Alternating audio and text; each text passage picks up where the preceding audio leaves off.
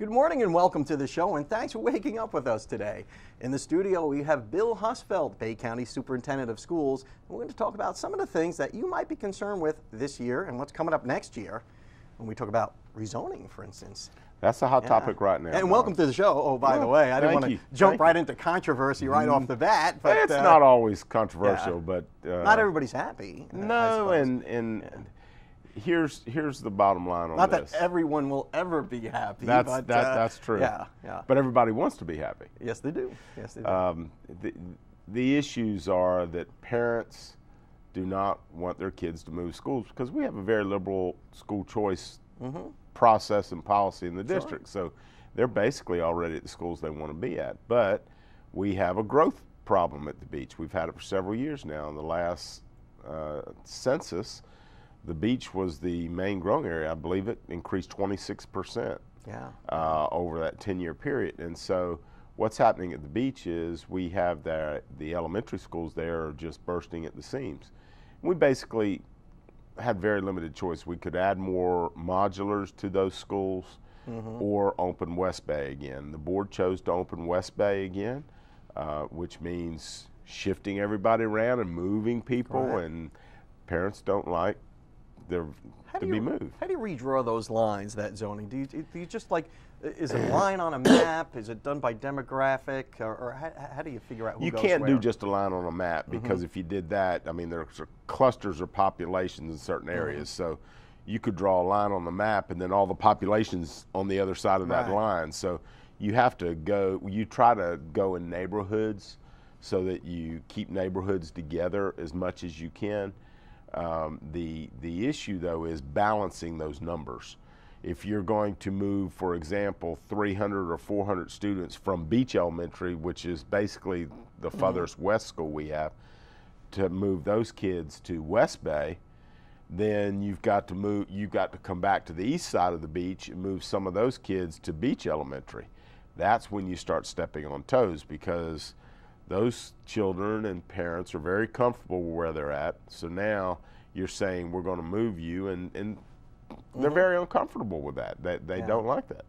And that's change is very upsetting to people. Yes. You may love your teacher, you may love your principal, you may just love the environment of that particular school, and here you are perhaps halfway through your primary grades, and you've got to start all over again at a new school.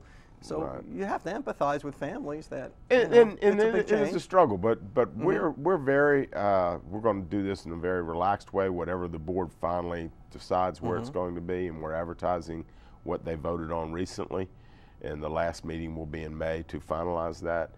But we'll allow parents to request a hardship to continue going where they're going, and most of those will be approved, but they'll have to provide transportation. Right. So that's going to be that'll be a gentle process to move into. So it'll be a gradual, programmed growth of a new zone, so to speak. And it won't be like, boom, you have to move tomorrow. No, there may be some that have to do that, but it's going to be on a very limited basis. And we're trying to be as accommodating as we can, because we're not going to make any current fourth grader move. I mean, if they request, they're going to let them go, because we don't want them.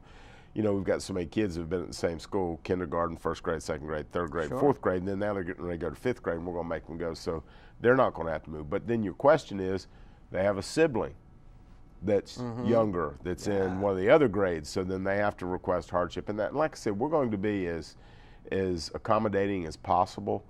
We know it's a hardship for parents to make these kind of changes. And I learned something a long time ago, Don. I'm sure you learned this in the various businesses you've been in, but when you mess with people's kids or their money, you're going to get in trouble.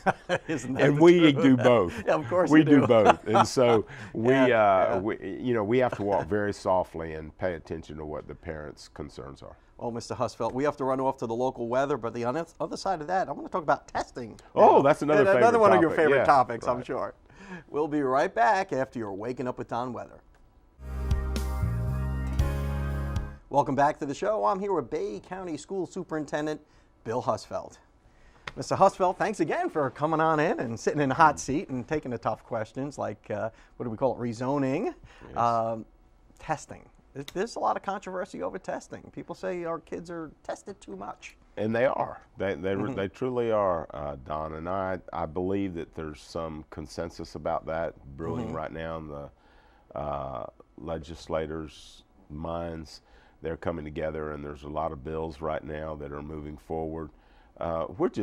We are expecting too much from testing. Testing, first of all, has never solved any issues or problems. Testing originally at the state level was formulated to be used as a diagnostic tool to measure, to figure out how we could improve what we could do.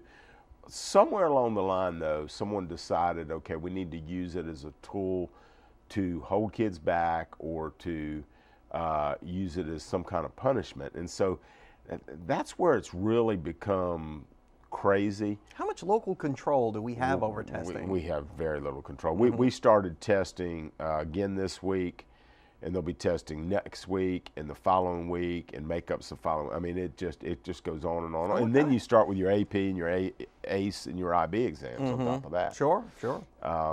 But we're depending on tests too much, Don. That's what's happening in this country. And even Congress earlier this week, they've come across party lines, and they're agreeing something has to be done because we've gone test happy. And people don't want to know how much money we're wasting on all this testing. Oh, yeah, that's not cheap. But you would think there would be, I remember I'm a product of the New York City school system, and I know we had to take the Regents exam. Right. And the Regents was the big thing. Here it's the FCAT. Everybody sweats well, it's the not FCAT. even the FCAT now so much as the end of course exams and the air exam that they're taking, and I mean, there's just so many different tests. There was a law that they finally pushed back on that basically said every course was going to have an EOC, an end of course exam. And we said, wait a minute, we can't develop all these, and so that was on the books for a while, but now they've backed off that and realized that was chaos. So I really think there's some momentum to change that. Everything's cyclical. But, some would argue, just to play devil's advocate, that, life is kind of a test. You're going to run into tests along the way. I mean, your tests, your knowledge, you're going to be tested on your knowledge and your ability to I think over-testing is the key. First, third graders have to pass this test to be promoted. Okay? Yeah. Now, and I'm just telling you what the research says. This isn't Bill Husfeld research. And that's by law, I suppose. It is by law. That's not something Bay District Schools decided.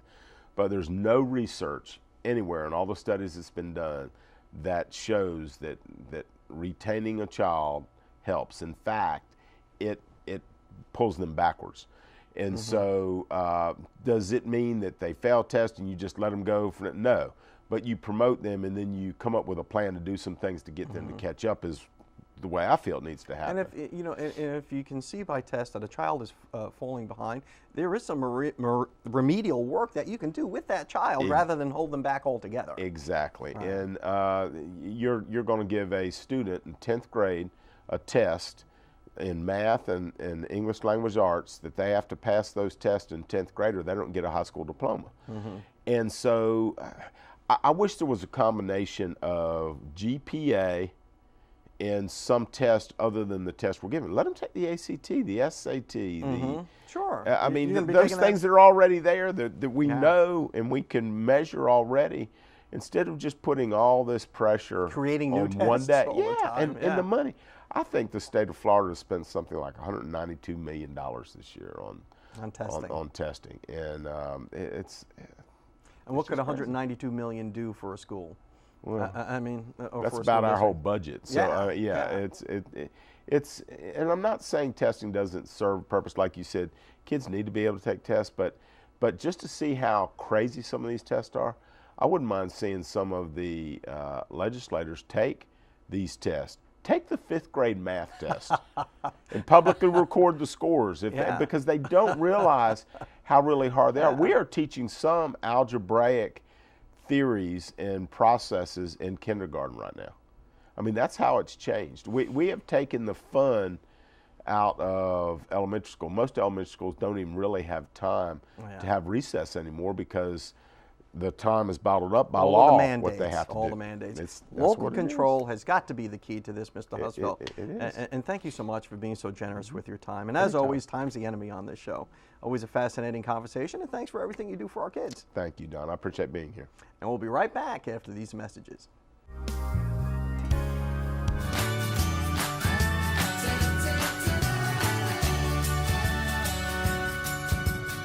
Welcome back to Time Tack Tuesdays. This week, I have many different hacks for you. Take a look. Are you suffering from stinky sneakers? Now with the summer upon us, we're going to notice that our sneakers are going to smell a little bit worse than normal because of the heat and humidity.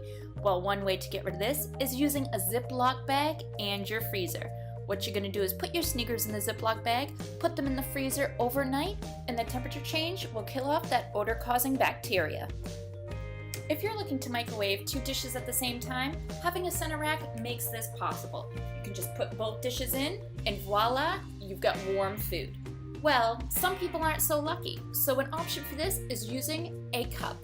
What you're going to do is place the dish on top of that mug, and then one below, and this gives you enough room to heat up 2 dishes at once.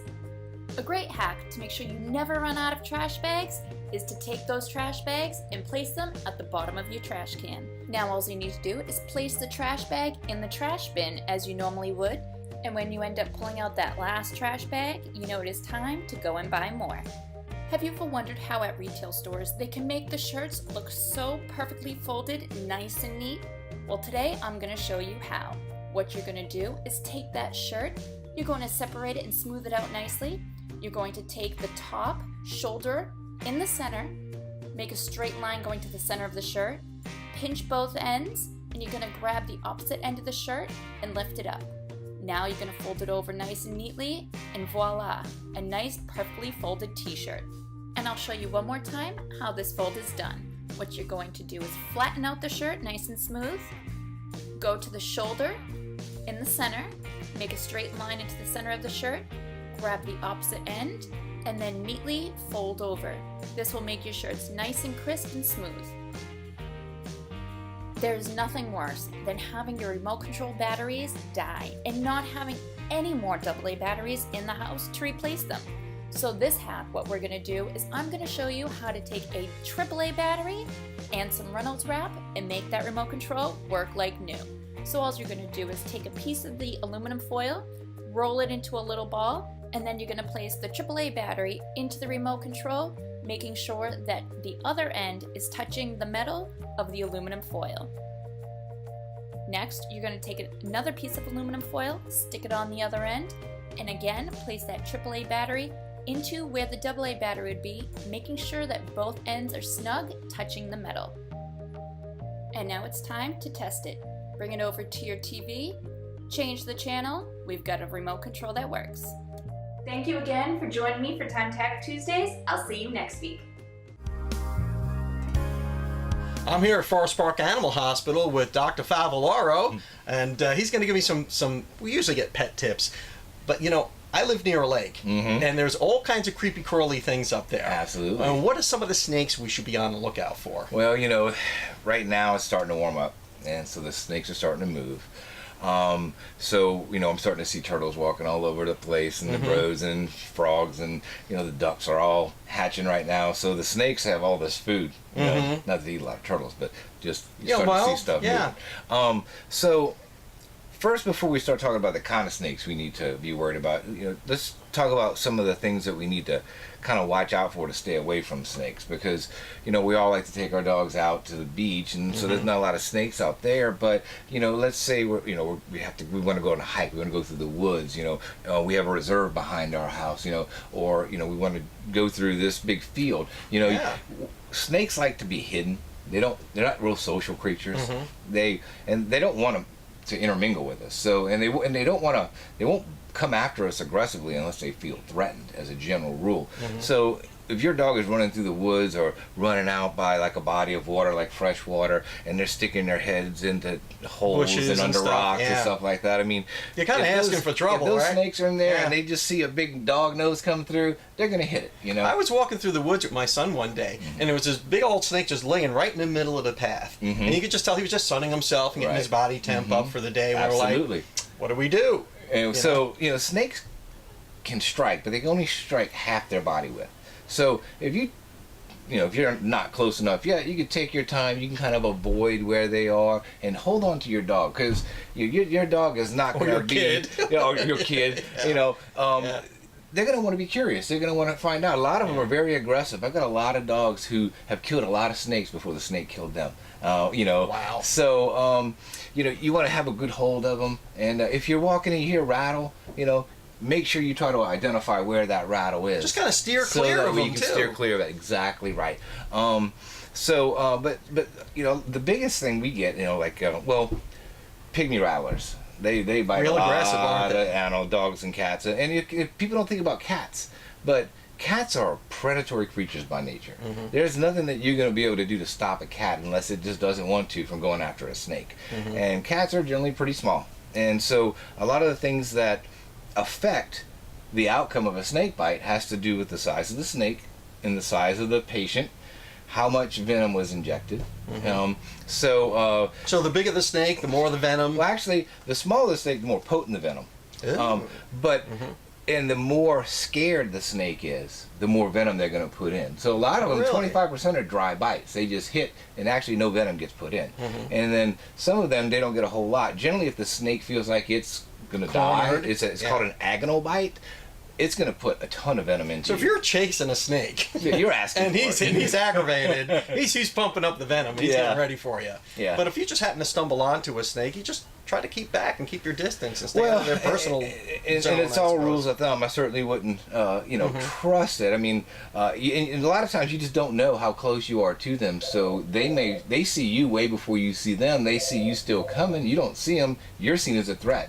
So you might get hit, and you weren't threatening anything, but not through their eyes. But if you put yourself in their shoes, if they had legs and feet and shoes, but if you put yourself in the snake's place, you're this big creature walking along, and they're this little thing on the ground. So, things like, so we've got cottonmouths in this area. We do have coral snakes, but not a lot of them have been seen in this area. And coral snakes, their fangs are more towards the back of their mouth, so they almost have to gnaw on you a couple of times before they sink it in. But they produce a neurotoxin, and it takes about 2 to 8 hours to kick in. But when it does, it's in trouble. So you want to be, seen right away. And that's another thing. If your dog get bit by a snake, one of the most important factors in the prognosis of treatment is the sooner you get treated, the better. So if you get a decent bite or a lot of venom put in, you don't want to wait until your dog's face is, wait a couple of hours, before the party's over to bring your dog to the vet. If you suspect your dog has been bitten, just bring him in. Even if it's a dry bite, it's the safest way to go. And we do have anti-venom that we can give sometimes, but that's not cheap. Say you get 2-3 bottles of anti-venom, and anti-venom costs $400 or $500 a bottle. They can get expensive. So not all dogs get any venom. I mean, I've been practicing for 19 years. I think I've used it 3 times, and I think I've only, now I'm sure when I usually see a dog that comes in for a snake bite, most of those dogs, 80-90% of them, live with no problem. Where are the dogs usually bitten? Is there a certain area of the body? They bite them on the nose? Face and arms, almost always. Very rarely on the sides, sometimes on the back legs, but it's almost always the face. Yeah, because they're sniffing around. Absolutely. Sure. So, so the best thing you can do is don't let your dog put itself in a position to get bit by just running around crazy, sticking its nose under rocks and holes and bushes, particularly during this time of year. If you do come across a snake, do everything you can to avoid it, not agitate it. And if your dog does get bit by a snake, call your veterinarian immediately. So that's sound advice. I mean, just keep your dog, out of that atmosphere, keep your eyes open, and keep your pet under control. Yes, sir. Thanks a lot, Dr. Fob. Thank you. And we'll be right back after these messages. Welcome back to the show. I'm here with Joseph Milliron from Bay County Animal Services, and Stella as well. And Stella is a cute, lovable little doggy. She is. She's an 8-month-old terrier, so she's not going to get much bigger than this. She's very calm until she gets to know you. Then she loves playing, running around. Yeah, she's very affectionate, though. And cute little dog. Now, what's her story? Where'd you find her?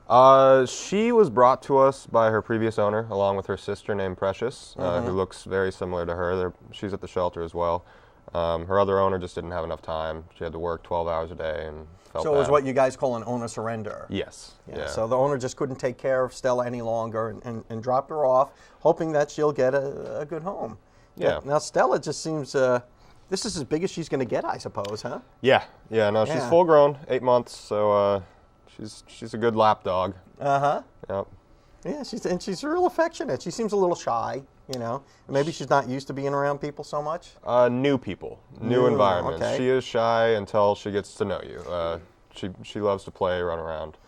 Yeah, but she seems a really nice dog. Now, naturally, as with all the dogs there, she's going to be spayed. Or if she isn't already, has she been spayed? She will be spayed before she goes home. She has all her shots, has a microchip. Yeah, she'll be ready to go. Yeah, and if somebody wants to get acquainted with her, they could just stop by or give you guys a call, right? Yep, 767-3333. We're located on Bayline Drive. 767-3333. That's it. Okay, or you can go out to the internet, right? And get a look at Stella there as well. Yeah, baycountyfl.gov. baycountyfl.gov. Well, if you want to give Stella a home, please give Joseph Milliron a call at Bay County Animal Services. And always remember to spay and neuter your pets.